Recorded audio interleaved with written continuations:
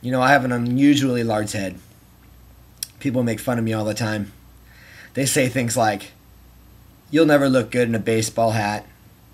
They say things like, "You'll never get married. No girl is ever going to love that melon." They always make me sit in the middle of the airplane where there's no luggage rack above me because they're afraid I'll knock luggage out of the containers. And you know, it's those kind of statements that can really hurt. Because even though I have a large brain, I have a large heart. Now, I'm just kidding. My head's not really this big. But if it were, that would be awkward.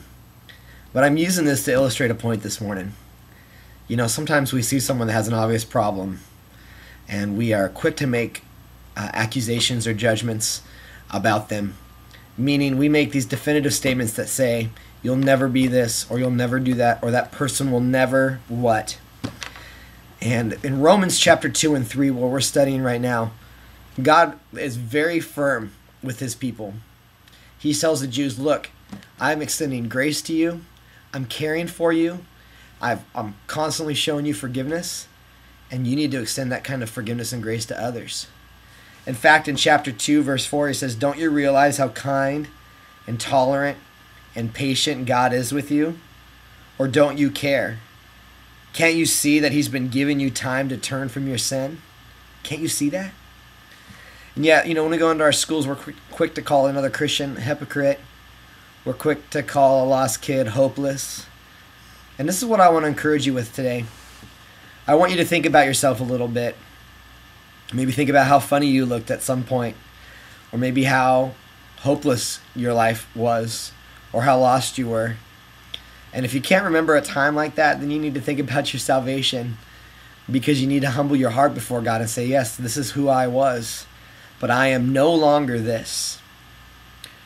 Romans chapter 3 verse 23 says, "For all have sinned and fallen short of God's glorious standard." All. Everybody. It doesn't say for all except for Sean Taylor.